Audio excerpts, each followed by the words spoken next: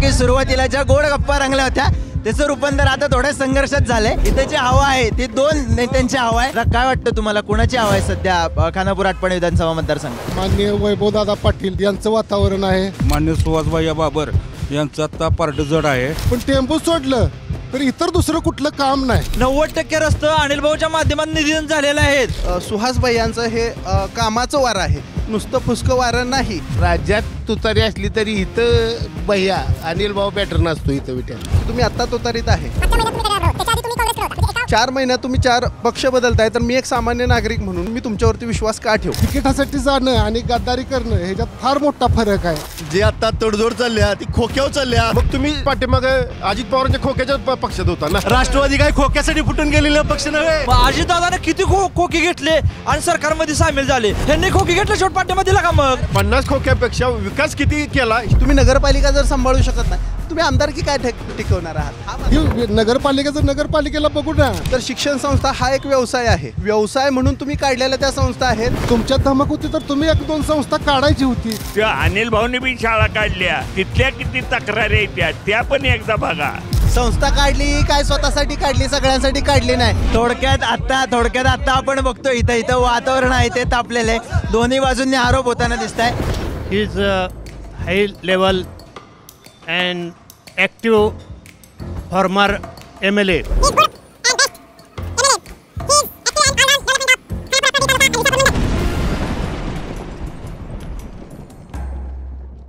आपण सध्या आलोय खानापूर आटपाडी विधानसभा मतदारसंघात.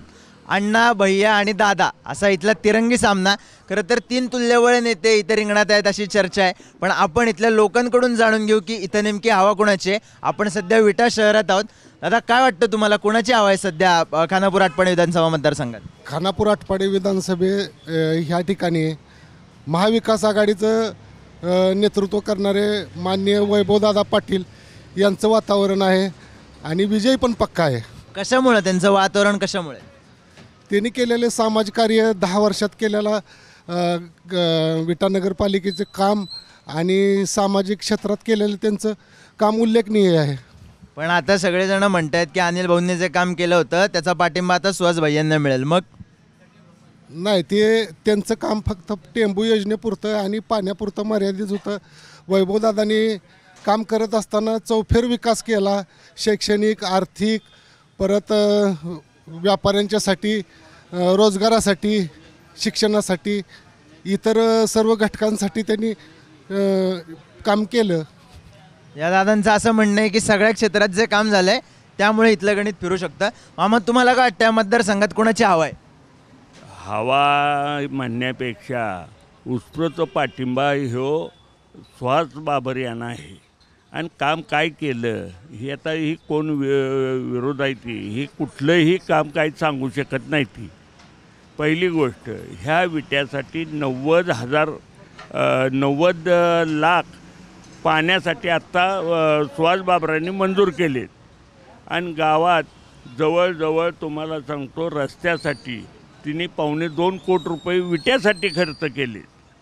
आणि त्यांची हवा काय आहे काय नाही ही कुणी सांगण्यापेक्षा एक मार्गी सुहास बाबर निवडून येणार अशी माझी. आणि सगळ्या गोरगरीब ही आता हिने कामं काय केली ही कोण काय सांगते का तुम्ही बघा.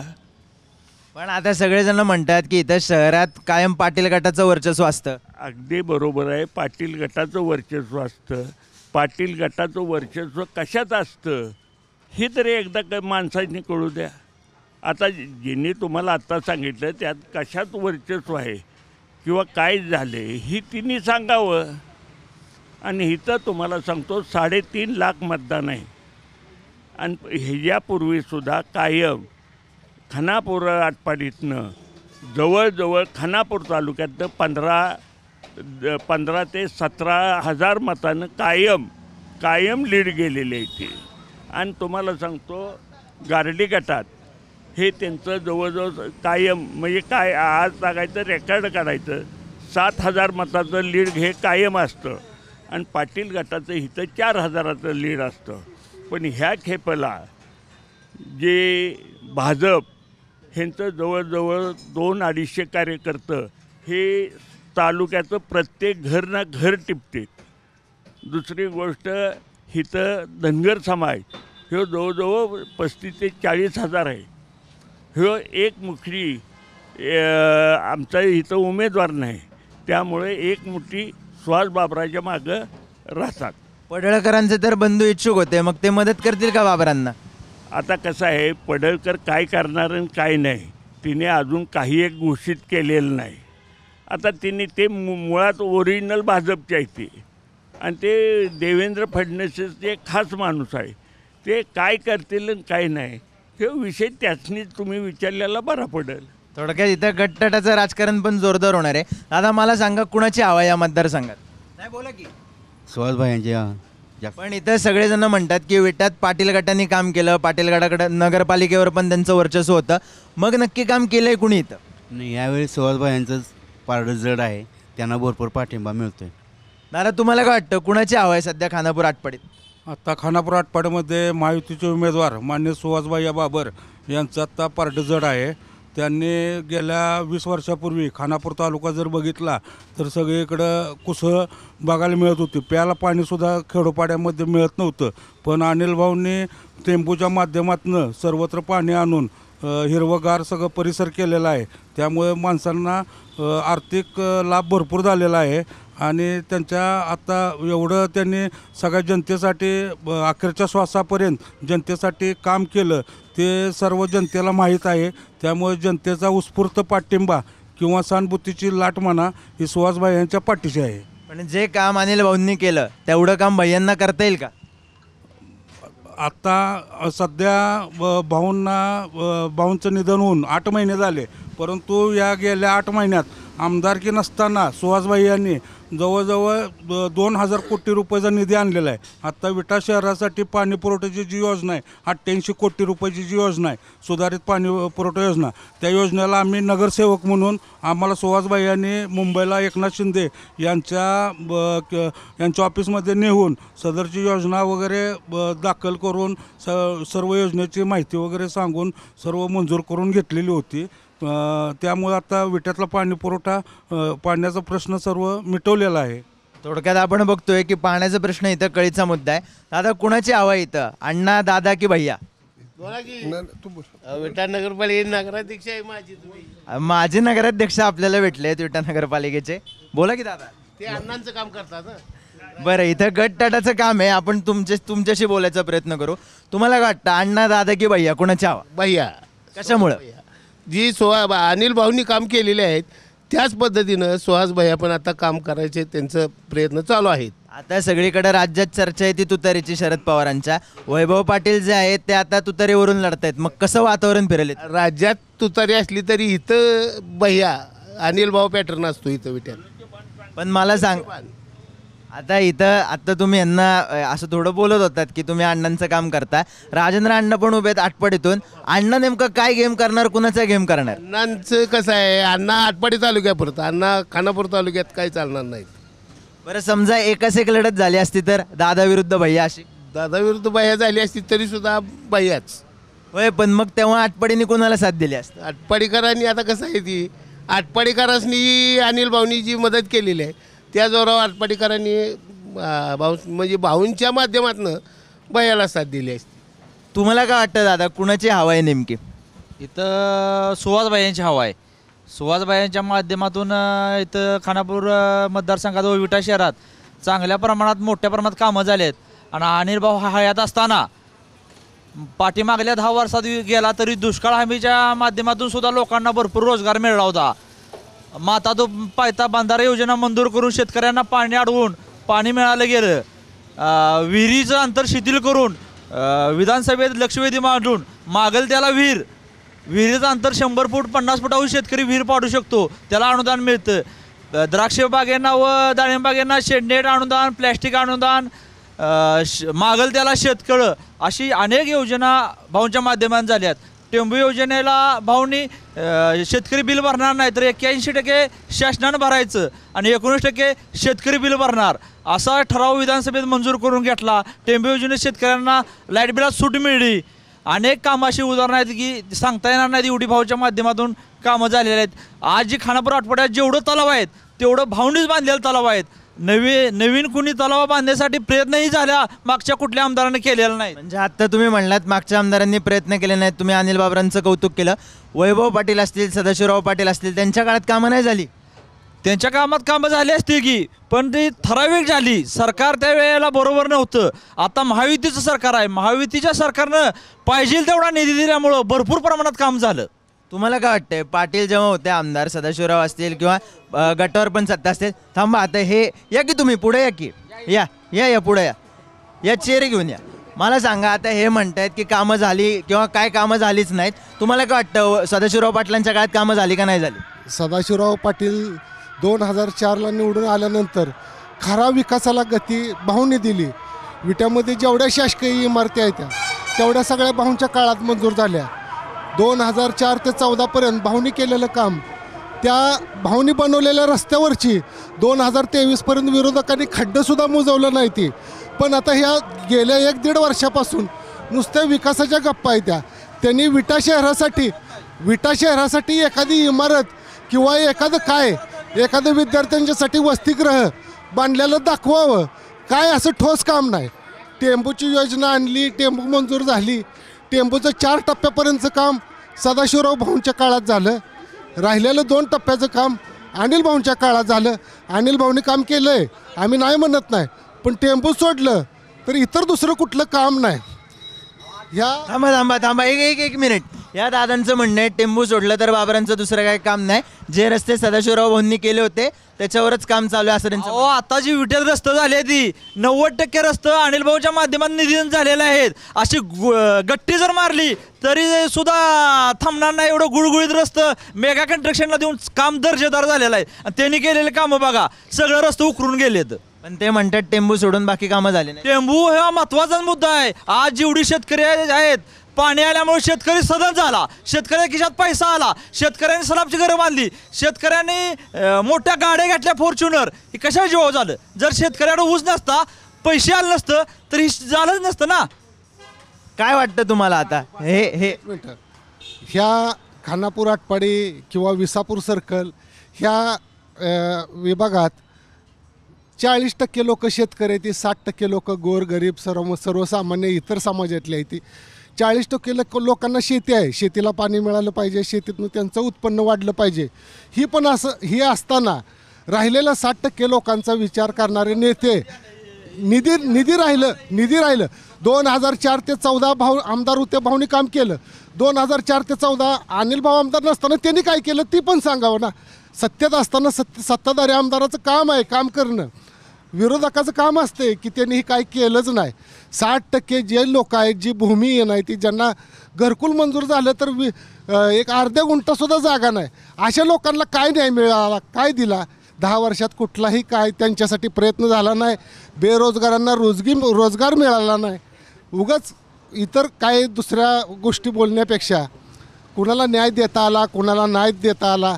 भाऊनी शैक्षणिक संस्था उभा केल्या, सूतगिरणी उभा केली, साखर कारखाना उभा केला, दूध संघ उभा केला. ह्यातनं 5-10 हजार लोकांची कुटुंब चालू झाली, कुटुंबाला रोजगार मिळाला. तसं सांगावं विरोधकांनी की त्यांनी काय केलं. विट्यातल्या गोरगरिबांच्यासाठी ज्यांना खरोखर शेती नाही, काय नाही, त्यांना काय न्याय देता आला का त्यांना? तुम्हाला काय वाटतं इथल्या गोरगरिबांचा किंवा यांचा प्रश्न सुटलाय का? दादा तुम्ही काय सांगाल की ते त्यांचा एक असा आत्ता एक मुद्दा होता त्यांचा असा की इकडं अनिल भाऊंनी मग काय केलं 14 नंतर? आता ह्याने जो मुद्दा मांडला, ज्या आता पूर्ण मतदारसंघामध्ये 100% जे लोक आहेत त्यापैकी फक्त 40% लोक हे शेतकरी आहेत आणि बाकीचे 60% लोक हे गोरगरीब आहेत ज्यांना शेती नाही. पण जे शेतकऱ्यांना पाणी मिळाले त्यामुळे त्यांचं उत्पन्न वाढले आणि जे उत्पन्न वाढले त्यांना जो फायदा मिळाला आहे तो सर्व पैसा ह्या मार्केटमध्ये आलेला आहे. आणि ज्या या 60% लोकातले जे लोक आहेत त्यांचे उद्योगधंदे आहेत, त्यांचा धंदा वाढलेला आहे. कुणाचं दुकान असलं दुकानाचा धंदा वाढलेला आहे, हॉटेल असलं त्याचा धंदा वाढलेला आहे. ज्यांना रोजगाराची गरज आहे त्यांना रोजगार मिळाला. त्यामुळं सर्वांचा सर्वांगीण विकास हा झालेला आहे. आणि तुम्ही मगाशी जे भाजपबद्दल जे विचारलं मगाशी प्रश्न, त्याबद्दल आमचे भाजपचे जिल्हा प्रभारी म्हणून अभयजी पाटील बेळगाव दक्षिणचे आमदार आहेत, त्यांना सर्व जिल्ह्याची जबाबदारी दिलेली आहेत. ते परत हेगडे म्हणून म्हणजे थोडक्यात भाजप पण जोर लावणार आहे. भाजप पूर्ण जोमानं कामाला लागलेला आहे. सर्वांना आदेश दिलेला आहे की महायुतीचं काम करायचं. एक आमदार आपल्याला महत्त्वाचा आहे. महायुतीनं गेल्या 10 वर्षामध्ये जी कामं केली ती जनतेपर्यंत पोचवा आणि त्याचं लाडकी बहीण योजना एकदम चांगली योजना राबवलेली आहे. त्याचा फायदा घ्या म्हणून सांगितलं आहे आम्हाला. बरोबर, म्हणजे थोडक्यात या दादांनी आपल्याला असं सांगितलं की इथं महायुती एकत्र काम करणार आहे कारण त्यांना आमदार निवडून आणायचं आहे. बाबा तुमच्याशी बोलायचा प्रयत्न करू आपण. कुणाची हवं आहे? दादा भाऊ, दादा भैया की अण्णा? दादा भैया की अण्णा, कुणाची हवं आहे? Khanapur Atpadi Constitution Visapur Circle candidate is named Rajendra Deshmukh. His symbol is rickshaw. He is high level and active former MLA. But these people are saying there is hawa of only Suhas Bhaiya Babar and Vaibhav Patil. Not. He is bad and corrupted worker. का वाटतं तुम्हाला ते भ्रष्टाचारी आहेत असं म्हणताय तुम्ही? कशामुळं? Corrupted. He is not studied and anyone obligation of people. None of them, both of them, like Vaibhav Patel also and Suhas Babar also. No. मग हवा कोणाची? फक्त राजेंद्र देशमुखांची. Rajendra Anna Deshmukh. पण अण्णा तर आटपडीचे आहेत. मग अण्णा खानापूरमध्ये चालतील का? He created Tembu Yojana. He founded 1995 Krishna Khore Mahamandal and through created Tembu drinking water and supply agricultural water and created irrigation department Jal Nistaran Mandal. He is good and best MLA. He is active and all-round development of Khanapur Atpadi Taluka and Visapur Mandal. He is best, very good MLA. या दादांनी आपल्याला सांगितलं की थोडंसं इंग्लिशमध्ये सांगितलं की कोण बेस्ट आहे या मतदारसंघात. आपण या दादांशी बोलायचा प्रयत्न करू. कुणाची हवा आहे या मतदारसंघात? सुहास भैया बाबर. पण आता सगळीकडे राज्यात चर्चा सुरू आहे की तुतारीची पण हवा आहे सगळ्या राज्यात. शरद पवार पण सगळीकडे फिरतायत. वैभव पाटील जे ते आता तुतारीकडे गेलेत, त्याबद्दल काय वाटतं? काय त्यात आता शेवटी हो का त्यांचा निर्णय आहे तो कुणीकडे जायचं ते. त्यांनी तुतारीकडे गेले त्याचं काय नाही. आपण आता हवा खानापूर आटपाडी मतदारसंघामध्ये शेतीच्या पाण्यामुळं आणि वैयक्तिक कामं सगळ्यांची केलेली असल्यामुळं सुहास बाबरांची हवा आहे. दादा इथे सगळेजण पाण्याबद्दल बोलत आहेत की पाण्यामुळे कसं इथलं वातावरण बदललं. तू तरुण आहेस, शिक्षण आणि रोजगार हे तरुणांचे मुख्य प्रश्न असतात. काय वाटतं ते सुटलेत का खानापूर आटपाडीत? नाही, 100% नाही सुटलेले. त्याचं कारणच असं आहे की तुम्ही मतदानावेळी सांगता की या आपलं कॉलेज आहे, आपण तिथे ॲडमिशन देऊ वगैरे. नंतर त्याच विद्यार्थ्याला तुम्ही फीस एक्झामसाठी बसून देत नाही.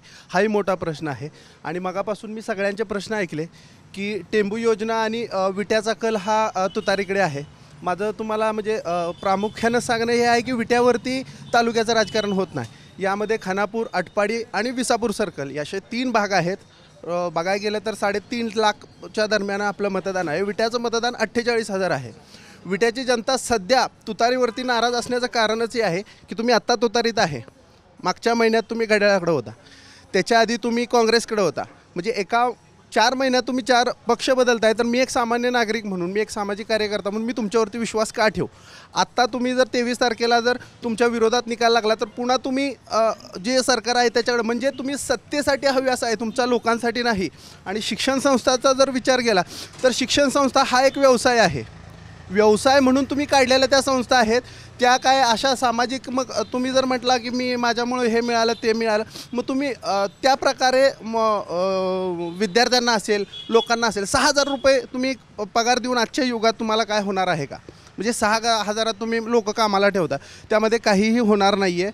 आणि विट्यात जर पाहायला गेलं तर 35 वर्षाच्या तुमच्या कारकिर्दीमध्ये विट्यात जी 2004 साली जी गोगाव नळ योजना आली त्याचा सध्या तुम्ही 1 1 वर्षाची पाणीपट्टी घेताय आणि 6 महिने पाणी देताय. त्या 6 महिन्याच्या पाण्यामध्ये तुम्ही पाईप फुटली, अमकं झालं तमकं झालं हे सांगून तुम्ही जवळपास 15 दिवस त्यातले पण घालवताय. म्हणजे तुम्ही 4 महिन्याच्या पाण्यासाठी तुम्ही 1 वर्षाची पाणीपट्टी घेताय.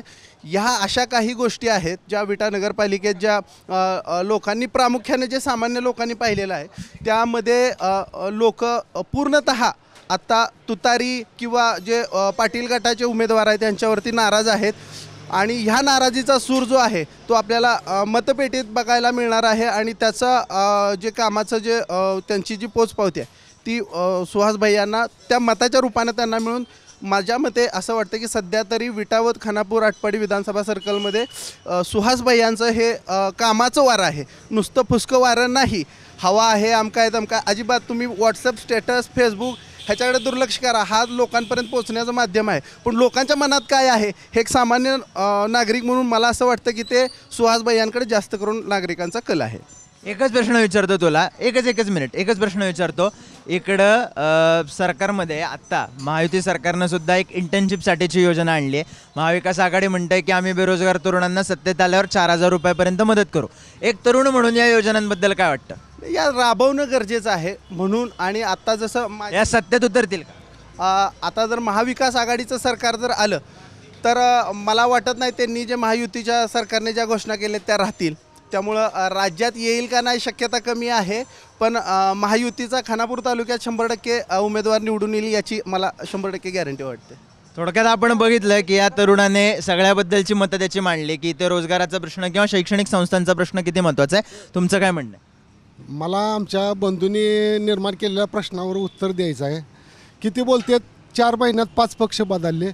अनिल भाऊनी सुहासभाई यांनी काय केलं? 2004 ते 14 झालेला 2 वेळचा पराभव झालेला असताना शिवसेनेचे उद्धव ठाकरे यांनी त्यांना नवसंजीवनी दिली. 2 वेळा आमदार केलं, 2 वेळा त्या पक्षातनं उमेदवारी करून निवडून आले. आणि त्या उद्धव ठाकरे मुख्यमंत्री असताना त्यांच्या पक्षातून फुटून जाऊन गुवाहाटीला जाऊन उद्धव ठाकरेंचं मुख्यमंत्रीपद घालवलं. त्यांना रात्रीच्या 11 वाजता चालत वर्षा बंगल्यावरनं बाहेर यायला लावलं. ही त्यांनी केलेली गद्दारी नाही तर काय आहे मग? पक्ष बदलणं किंवा काय करणं? राष्ट्रवादीतनं ह्याच्यात आलं, शरद पवाराच्यात आलं, ही आलं ते आलं. सामाजिक गोष्टी आहेत त्या. जिकडं विधानसभा ज्या मतदारसंघ सुटणार आहे तिकडं माणूस तिकिटासाठी जाईल. तिकिटासाठी जाणं आणि गद्दारी करणं ह्याच्यात फार मोठा फरक आहे. पण आता आमचे मित्र बोलताना विधानसभेचं इलेक्शन आहे, नगरपालिकेचा मुद्दा म्हणते ती पाणीपट्टी एवढी घेतली तेवढी घेतली.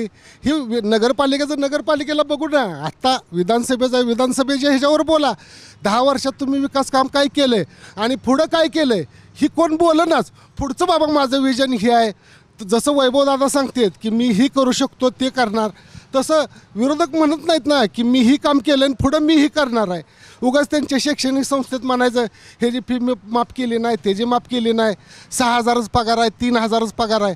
तुमच्यात धमक होती तर तुम्ही 1-2 संस्था काढायची होती. जिथं थोडा न्याय देतात, थोडंफार मागं पुढं होतं एखाद्याच्या बाबतीत झालं म्हणजे काय सगळ्यांना तसं होत नसते. ओके, आपण यांचा जो मुद्दा होता की पक्षांतराचा त्याबद्दल बोलू. आता हे म्हणतात की अनिल भाऊ जे आहेत ते गेलेत ना एकनाथ शिंदेंबरोबर. अहो पण पहिला सुप्रीम कोर्टाचा निकाल आहे, आपल्या विधानसभा अध्यक्षांचा निकाल आहे की खरी शिवसेना ती आहे. त्यांनी कुठलाही पक्ष सोडलेला नाही. ते खऱ्या शिवसेनेसोबतच आहेत. त्यांचा गैरसमज तो दूर करावा. कारण त्यांनी कदाचित त्यांना माहीत नसेल, नार्वेकर साहेबांनी असेल किंवा सुप्रीम कोर्टाने असेल की खरी शिवसेना ही शिंदे गटाची आहे असं सांगितलेलं. त्यांनी कुठलाही पक्ष बदललेला नाही. ते त्याच पक्षात आहेत. आणि जर ते म्हणत असतील की विट्याच्या नगरपालिकेचे प्रश्न घेऊन तुम्ही तालुक्याचं हे करताय तर मग विट्याच्या मतांवरती तुम्ही एवढं का भरोशावरती आहात? तुम्ही विट्याची मतं काही करताय? विट्याच्या लोकांना का भाषणात सांगताय मला तुम्ही एवढी लीड दिली तर वरती एवढी तुटणार आहे अमकं होणार? मग विट्याची मतं ग्राह्य धरू नका ना. विट्याची मतं नाही आहेत का? म्हणजे विट्याचे लोक जे मतदान करतात ते विधानसभेचे नसतात का? म्हणजे तुम्ही फक्त विट्याच्या लोकांना प्रश्न नगरपालिकेला विचारायचा हे भानगडा असल्या करायच्या नाही द्या अजिबात. सर ह्या प्रश्नाचं त्यांच्या उत्तर देईन आम्ही. विटेकर जनता सुज्ञ आहे. त्यांनी सदाशिवराव पाटील, वैभव पाटील यांच्यावरती प्रचंड विश्वास दाखवलेला आहे.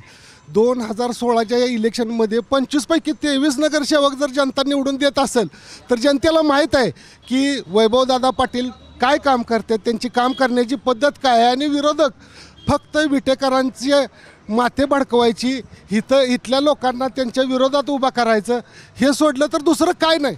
विट्यासाठी त्यांनी काय केलं, एखादं सांगावं की आम्ही बाबर पार्टीनं विट्यासाठी आम्ही ही काम केलं आहे म्हणून. आता इलेक्शन आलं की फक्त म्हणायचं की असं आहे तसं आहे, ही काय बरोबर नाही.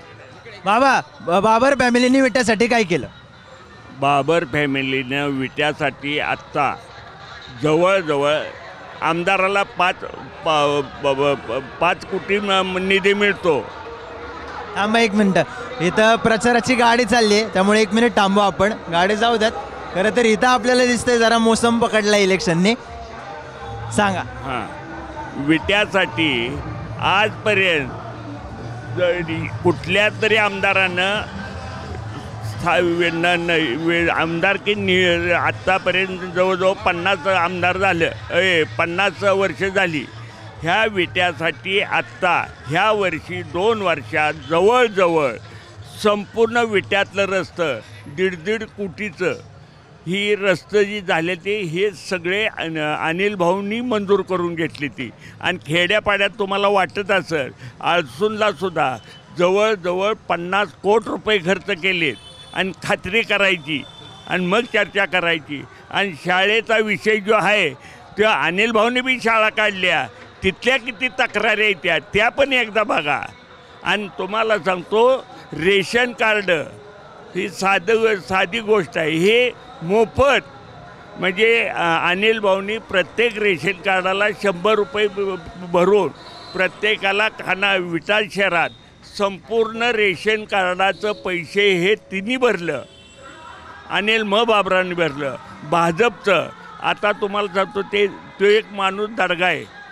तो जर महिन्याला आत्ता जर भाजपचा कार्यकर्ता आहे, तो जर महिन्याला कमीत कमी कुठलाही पुढारी एवढा खर्च करणार आहे तेवढा तो जर महिन्याला 5 लाख रुपये खर्च करतो. कशासाठी?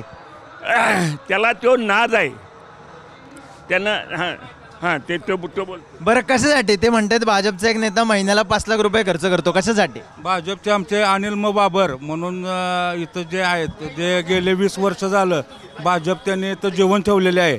हे सर्व गोरगरीब लोकांना आर्थिक मदत असो, आत्ता परवा जी दिवाळी झाली, थोडक्यात आर्थिक मदतीसाठी लोकांना खर्च करतात.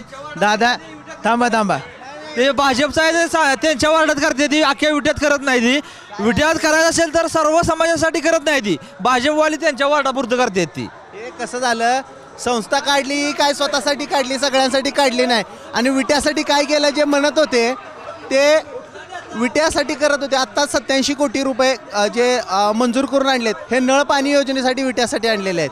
विट्यात जवळपास शेकडो कोटीचे रस्ते तयार केलेले आहेत. विट्यात दलित वस्तीमध्ये जर तुम्ही बघायला गेला, आज नगरपालिकेने निदान पाणी नव्हे गटारीची व्यवस्था नाही आहे नगरपालिकेची. आणि लोक म्हणतात तुम्ही नगरपालिकेवरती फोकस करून का बोलता, तर माझं तेच म्हणणं आहे की त्यांची सत्ता नगरपालिकेवरती होती, आता ते उमेदवारीला आलेत. तुम्ही नगरपालिका जर सांभाळू शकत नाही, तुम्ही आमदारकी काय टिकवणार आहात, हा माझा प्रश्न आहे. माझ्या मित्रांनी सांगितलं मगाशी की 55 वर्ष सत्ता त्यांच्या ताब्यात आहे. 23-22 नगरसेवक निवडून आलं. 22 नगरसेवक देणार ह्यांनी प्रत्येक वेळेला विट्यासाठी सत्ता राखासाठी तडजोडी राजकारण केलंय. विनोद गोळेने एकदा संघ घ्यायचं, आत्माराम आपण एकदा संघ घ्यायचं, एकदा अशोक भाऊंना संघ घ्यायचं. आता किती नगरसेवक संघ राहिलेत? सगळी संघ पार्टीत होती ती माणसं पार्टी सोडून का चालली, ह्याचं आत्मपरीक्षण करावं. आणि मला एक सांगायचं आहे, खानापूर मतदारसंघ असू द्या, विसापूर सर्कल असू द्या, विटा शहर असू द्या, आटपाडी तालुका, कुठंही 4ही ठिकाणी सुहासबाया पुढं राहणार, 1 नंबरला राहणार. आणि निवडून सुहासबाया येणार, 40,000 येणार. आतापासूनचं अनिल भाऊंचं सुद्धा रेकॉर्ड सुहासबाया मोडणार. थोडक्यात थांबा, एक मिनिट. आता आमचे मित्र म्हणले, टेंबू योजनेवर जरा मला बोलायची 2 शब्द इच्छा आहे की टेंबू योजना नागनाथ नायकवडी, राजेंद्र अण्णा देशमुख, सदाभाऊंनी 10 वर्ष टेंबू योजनेवरती काम केलं. 2004 ते 14 सगळ्यात जास्त निधी सदाभाऊने आणला. टेंबूचं पाणी 4थ्या टप्प्यापर्यंत माऊलीच्या ते तिकडनं आरोप करतात की आकड्यात निधी सांगा. 1200 कोटी 2004 ते 14 टेंबूसाठी अनिल भाऊनी. 2004 ते 14 या 10 वर्षाच्या काळात 2 वेळा आमदार झाले, त्यावेळी टेंबूसाठी भाऊने आणलं. त्याच्यानंतर भाऊंचा पराभव झाला. भाऊंचा पराभव झाला तो काही विरोधकांनी केलेला नाही. भाऊंचा पराभव होण्यासाठी दुसरी 2-3 कारणं आहेत ती. भाजपची लाट नंतरची. अण्णा हजारे जंतर मंतरला बसले उपोषणाला, त्यांना लोकपाल बिल आणायचं होतं. त्यानंतरच तर भाजपची लाट आली. एक मिनिट लोकपाल बिल आणण्यासाठी त्यांनी बसले. काँग्रेसच्या विरोधात त्यांनी प्रचार केला. 3 वेळा मुख्यमंत्री असणारी शीला दीक्षित काँग्रेसची पडली. त्याच्यात काँग्रेसच्या सर्व उमेदवारांचा पराभव झाला. भाऊनी काम केलं नव्हतं म्हणून भाऊचा पराभव झाला नाही. या अण्णा हजारेंनी केलेल्या आंदोलनाचा परिणाम देशभरात झाला आणि भाजपचं सरकार आलं. भाजप महायुतीचं होतं. शिवसेनेत अनिल भाऊंनी प्रवेश केल्यामुळं त्या युतीच्या लाटेवर, मोदीच्या लाटेवर अनिल भाऊ निवडून आले.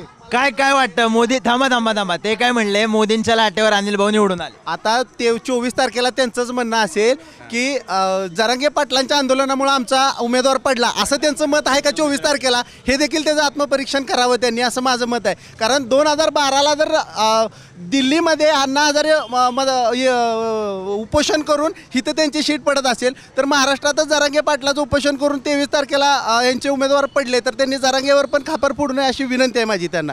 आणि 1200 कोटी आकडा त्यांनी त्याचं आत्मपरीक्षण करावं. आत्ता 2000 कोटी हा निधी या मागच्या महिन्यात सुहासभाई यांनी आणला होता आणि त्याच्याबद्दलच त्यांनी आम्हाला सांगावं. 2000 कोटी आणलं त्याचं कौतुक राहिलं, पण 1200 कोटी आम्ही 2012 साली आणले होते. 10 वर्षाचं हे कुठंतरी न पडण्या मेरिटवरती बोलावं त्यांनी. उगाच काहीतरी फापड पसारा, वड्याचा राग वांग्यावर काढून राग व्यक्त करू नये ही विनंती आहे माझी त्यांना.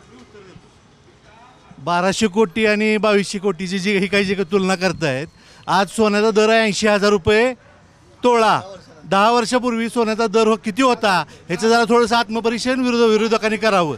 दुसरी गोष्ट, ते जे आत्ता मुद्दा बोलले की जरांगे पाटलांच्यामुळं महाविकास आघाडीचं सरकार, महाविकास आघाडीच्या जादा सीट लागल्या, त्याच पद्धतीनं तुम्ही दुसरा विचार असाही करा की त्यावेळी तुमचं म्हणणं असं आहे की भाजप सरकार आलं, म्हणजे आम्ही मांडलेला मुद्दा की भाजप सरकार आलं कारण काँग्रेस विरोधी त्यावेळी भाजपनं लाट निर्माण केली होती. पहिला तुम्ही एक ठरवा की जरांगे पाटलांच्यामुळं आले का फेक नरेटिव्हमुळं आले. जो 2014 पूर्वी मोदींनी जो काही फेक नरेटिव्ह भारतामध्ये निर्माण केला काँग्रेस विरोधी लाट निर्माण करण्याकरता, हिंदू द्वेष, मुस्लिम द्वेष, ही जे काही हिंदू मुस्लिम जे काही भारतामध्ये निर्माण केलं त्यामुळे ही लाट आली होती. त्यांनी एक ठरवावं की एकतर मुळात लाटेमुळं आलेत का ह्याच्यामुळं आले. बरं, हे सगळं झालं 14चं. एक मिनिट. हे सगळं झालं 2014चं. तेव्हा मोदी लाट होती, काँग्रेस विरोधी लाट होती, असं सगळं चित्र देशात होतं. आत्ता 2024ला खानापूर आटपाडीत कोणाची लाट आहे किंवा महाराष्ट्रात कोणाची लाट? हे तर तुम्हाला जनताच सांगेल. पण आत्ता तुम्ही जनताच आहात की? हो, जनताच आहे. आत्ता खानापूरमध्ये फक्त आणि फक्त वैभवदादांची लाट आहे, हे त्यांनाही मान्य करावं. 2009ची इलेक्शन जी होती, सर्व नेते एका बाजूला आणि सदाशिवराव भाऊ पाटील एका बाजूला. आत्ताही तेच चालू आहे. आत्तापर्यंत तोडा फोडायचं सगळं राजकारण त्यांनीच केलेलं आहे. घरात फोडायचा प्रयत्न केला, परत सर्व घर एक झालं, त्याबरोबर बरोबर असलेली पार्टी फोडली. हे फोडायचं राजकारण हेच करतायत. आम्ही आजवर सदाभाऊंचं चारित्र्य तुम्ही तपासा, आजवर त्यांनी कुठला पक्ष फोडलाय किंवा कुठल्या पक्षातला नेता त्यांनी फोडून आपल्या. होय, पण आता सदाशिवराव भाऊंचे पुत्र जे वैभव पाटील, ते अजित पवारांची साथ सोडून शरद पवारांकडे आले. बरोबर आले, कारण ते सत्तेत गेले. गेल्या 10 वर्षामध्ये सत्तेमध्ये सदाशिवराव पाटील गटाचा सहभाग नव्हता. तो कुठेतरी आपल्या विटेच्या विकासाला किंवा तालुक्याच्या विकासाला खुंटीत आहे म्हणून त्यांनी शासनाबरोबर जाणं ठरवलं. महाविकास आघाडी सरकारमध्ये असताना ते शरद पवार गटात होते, पण गेल्या 2.5 वर्षामध्ये शरद पवार गटात राहून त्यांनी नाही थांबा की 2.5 वर्षापूर्वी शरद पवार गटात असताना त्यावेळी जे निधी दादांनी नगरपालिकेसाठी आणला, तोच नंतर आपल्याला अखंडित राहावा म्हणून ते अजितदादा गटाबरोबर गेले. आणि आत्ता जी पाणी पुरवठाची आलेली जी ही आहे स्कीम आहे, ही मांडलेली कुणी आहे ह्याचाही थोडासा पाठपुरावा घ्या. होय की आता तुम्ही म्हणतायत निधी ज्यांना मिळावा, या मतदारसंघात निधी यावा म्हणून ते अजित पवारांकडे गेले, वैभव पाटील असतील किंवा सदाशिवराव असतील. पण आता मग ते शरद पवारांकडे आलेत की? आलेत. त्यावेळेला काय झालं होतं, ज्या वेळेला विट्याची पाणी पुरवठ्याची स्कीम मंजूर करायची होती त्यासाठी ते अजित पवार गटात गेले होते. ती स्कीम मंजूर झाली. त्यानंतर इथं महायुतीचा उमेदवार म्हणून माननीय आता महायुतीचे शिवसेनेचे उमेदवार सुहास भैया होते, म्हणून दादांना इथं ऑप्शन नव्हता, अपक्ष निवडणूक लढवायची नव्हती, म्हणून आम्ही महाविकास आघाडीकडे गेलो. तर त्यात गैर काय आहे? जर आम्हाला आमच्या मतदारसंघाचा विकास करायचा असेल तर आम्ही पक्ष बदलणार. महाराष्ट्रात अनेक नेत्यांनी पक्ष बदललेत. त्याचबरोबर आता माझे मित्र म्हणले की विट्यात नगरपालिका 45 वर्ष 50 वर्ष ह्यांच्याकडे आहे, तडजोडीचं राजकारण करतात. आज तुम्ही विट्यात काय तडजोड केली नाही का? आमदारकीला तुम्ही तडजोड केली नाही का? आज अशोकभाऊ गट तुम्ही घेतला, तिकडे राजेंद्रांना भारत तात्या तुमच्याबरोबर आहेत, सुहास नाना शिंदे तुमच्याबरोबर आहेत, परत भोसले जयदीप भोसले तुमच्याबरोबर आहेत. ही तुम्ही तडजोड करत नाही का? म्हणजे आम्ही केली की तडजोड आणि आम्ही केली की तडजोड राजकारणासाठी, तुम्ही केली काय विकास कामासाठी करताय का? हे चुकीचा मुद्दा होत नाही का? थांबा एक मिनिट. माझ्या परमित्रांना सांगायचं आहे की तडजोड जे राजकारण म्हणते ते, मग आमच्याकडे जे तडजोड करून जे नेते लोक येते ते तुमच्याकडे काय येत नाही ते, ह्याचं उत्तर द्यावं. तेच त्यांचं उत्तर काय आहे? नगरपालिकेला तडजोड करून आम्ही 45 वर्ष आहे, त्यांचा मुद्दा तो आहे, त्याला हे उत्तर दिलंय. नाही, मला एकच सांगायचं आहे की आपलं आता नगरपालिकेचं इलेक्शन नाही, विधानसभेचं इलेक्शन आहे. विधानसभेच्या इलेक्शनवर बोलावं. 50 खोके एकदम ओके, जे आता तडजोड चालल्या ती खोक्यावर चालल्या असं आम्हाला सगळ्यांना म्हणायचं आहे. तुम्हीच तर आता म्हणलात एक मिनिट 50 खोके 100 खोके, मग तुम्ही 2 महिने पाठीमाग अजित पवारांच्या खोक्याच्या पक्षात होता ना. त्यावेळी इलेक्शन नव्हतं, विकास कामासाठी गेलो, त्यावेळी खोक्याकडे जायचा संबंध काय? मुळात पहिली गोष्ट 50 खोक्याचा मुद्दा हा शिवसेनापर्यंत मर्यादित होता, राष्ट्रवादीसाठी नव्हे. राष्ट्रवादी काय खोक्यासाठी फुटून गेलेला पक्ष नव्हे. नाही, थांबा एक मिनिट.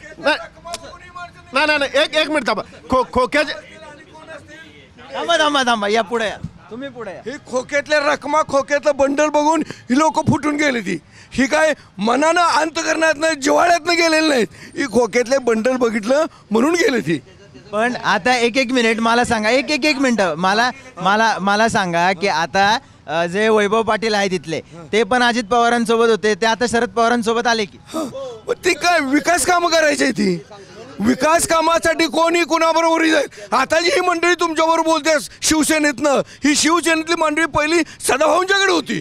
त्यांना मुळात एक फरक समजून घ्या, जे सत्तेत असणारे परत मुख्यमंत्री पदासाठी पण सत्तेतनं पळून गेले ते 50 खोके घेऊनच गेले. राष्ट्रवादी अजित गट थांबा तुम्हाला काय वाटतं सांगा. नाही, ह्यांचं म्हणणं आहे की ह्यांचं म्हणणं आहे की 50 खोक्यासाठी आपण एकनाथ शिंदेच्या गटात गेलो.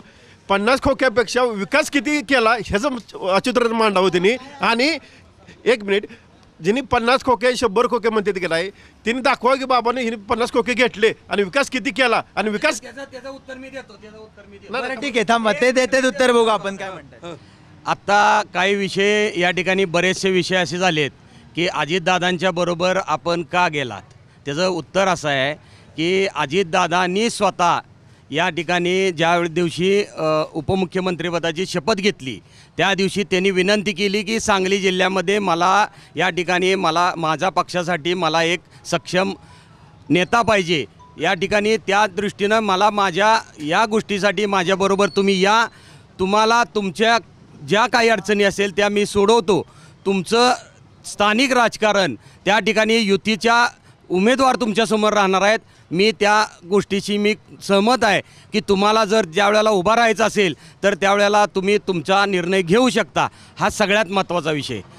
ज्या अजितदादांच्या बरोबर आम्ही गेलो त्यावेळेला आमच्यासमोर या ठिकाणी नगरपालिका क्षेत्रात अनेक कामांचा, भविष्यातल्या कामांचा अतिशय महत्त्वाचा नियोजनाचा कार्यक्रम होता. त्यामध्ये सगळ्यात मोठा कार्यक्रम होता तो पाणी पुरवठा आणि भुयारी गटार योजना. एक मिनिट मी तुम्हाला माझं सांगतो, माझं विषय आता सगळ्यांचं ऐकले, माझा ऐका 2 मिनटं. जो पाणी पुरवठ्याचा विषय आणि भुयारी गटर तुम्हाला जर माहिती असेल किंवा या सगळ्यांना पण माहीत असेल तर एक गोष्ट आहे की देशात सर्व 4,500 शहरामध्ये विटा शहर हे पहिला नंबर सर्व स्वच्छ अभियानात आलं. आम्ही सत्तेत नसताना आम्हाला या शहराचा विकास करण्यासाठी आम्हाला बक्षिसावर अवलंबून राहावं लागलं. आम्ही बक्षिसाच्या रक्कम 25 कोटी रुपये बक्षिसाची रक्कम मिळवली आणि त्यातून या ठिकाणी विकास केला. आम्हाला पुढं आमदार शिवसेनेचे होते, विरोधी पक्षाचे होते, त्यांचं सहयोग नसल्यामुळं आम्ही केलं. त्याच्याबरोबर हा भुयारी गटर योजनेचा जो प्रश्न होता त्याची आम्ही अगदी नियोजनपूर्वक मांडणी केलेली होती. परंतु नगर विकास खाते हे माननीय मुख्यमंत्री एकनाथ शिंदे यांच्याकडे असल्यामुळं आणि त्यांचेच सहकारी त्यांच्याबरोबर शिवसेनेत अनिल भाऊ असतील, आदरणीय अनिल भाऊ असतील, हे त्या पक्षात त्यांच्याबरोबर अतिशय जवळचं राहिल्यामुळं ती जी स्कीम आहे ती स्कीम शासन दरबारी तुम्ही माहिती घ्या, त्याचे पुरावे आम्ही देऊ शकतो. त्या ठिकाणी ती स्कीम या ठिकाणी केवळ या ठिकाणी रोखली गेली. त्याचा कशासाठी रोखली गेली त्याचं मी कारण सांगतो. हे जे लोक सांगतात की या ठिकाणी काही रस्त्यासाठी किंवा वेगवेगळ्या कारणासाठी निधी आणला गटर, आम्हाला आत्ता गटराची गरज नव्हती, आम्हाला आत्ता भुयारी गटरची गरज होती. कारण छोटी छोटी गटर करून आम्हाला आरोग्य महत्त्वाचं होतं.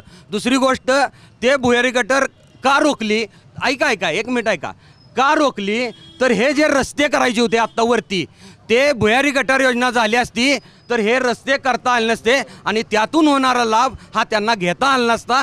म्हणून ती रोखली आणि हे काम केलं. आमच्या शहराची गरज 10 वर्षाची 25 वर्षाची भुयारी गटार योजना आहे. मला फक्त एक मिनिट अहो 1 मिनिट थांबा. मला फक्त एवढं सांगा की आता तुम्ही कौतुक केलं, अजितदारांनी निधी दिला, अजितदारांनी एक आश्वासन दिलं होतं. एकच मिनिट, प्रश्न पूर्ण होत्या. अजितदारांनी आश्वासन दिलं होतं की मला एक सक्षम नेता पाहिजे, त्याच अजितदारांच्या विरोधात लढत आहे की आता?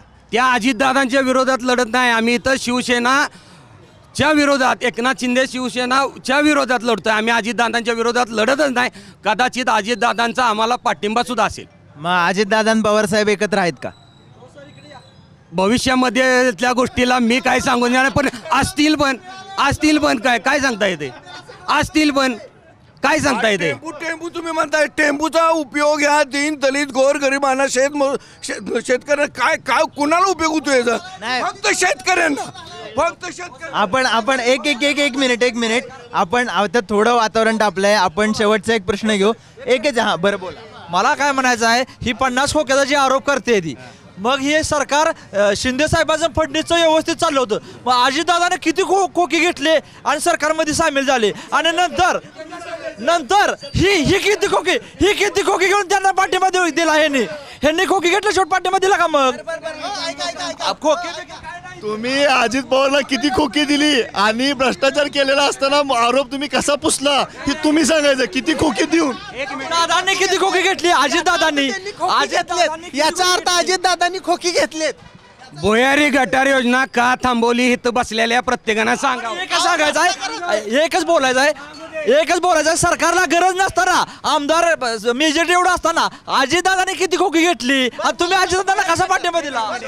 भुयारी गटार योजना का रोखली त्याचं सांगावं. एक मिनिट.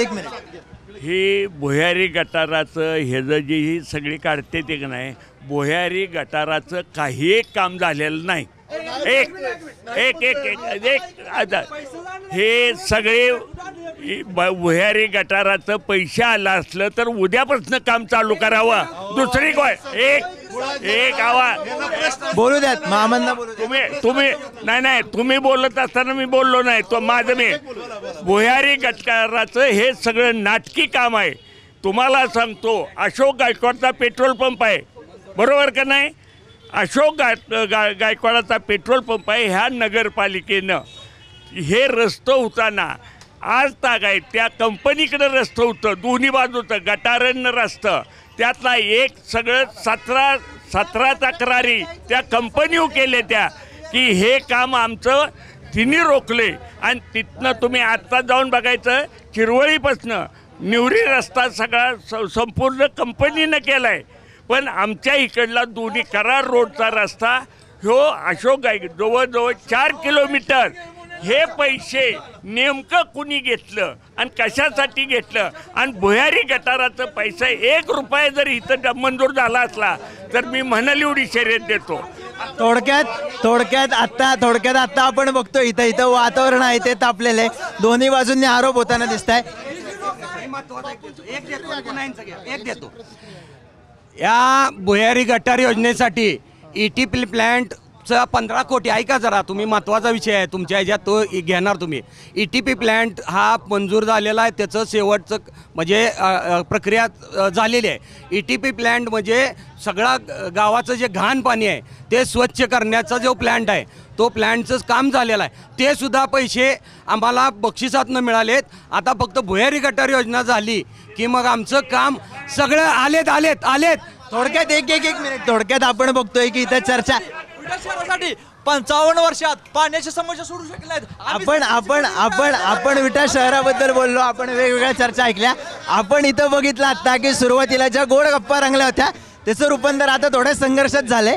इथं जी हवा आहे ती 2 नेत्यांची हवा आहे, 2 नेत्यांची नगरपालिकेच्या राजकारणावर, गटातटाच्या राजकारणावर. थोडक्यात आपण आता बघितलंय की खानापूर आटपाडीमध्ये वातावरण थोडं तापलेलं आहे. सुरुवातीला जरा गोड गप्पा झाल्या, पण नंतर बराच कालवा झालेला आपल्याला मिळाला. इथं ही 2 नेत्यांचे टशन आहे, नगरपालिकेचं राजकारण आहे, गटातटाचं राजकारण आहे. नेमकं इथं काय होणार आहे, इथं कुणाची हवा असणार आहे त्या काही दिवसात स्पष्ट होणार आहे. तुम्हाला काय वाटतंय, तुमच्या मतदारसंघात कुणाची हवा आहे कमेंट्समध्ये सांगा. बोल व्हिडिओच्या यूट्यूब चॅनलला सबस्क्राईब करायला विसरू नका.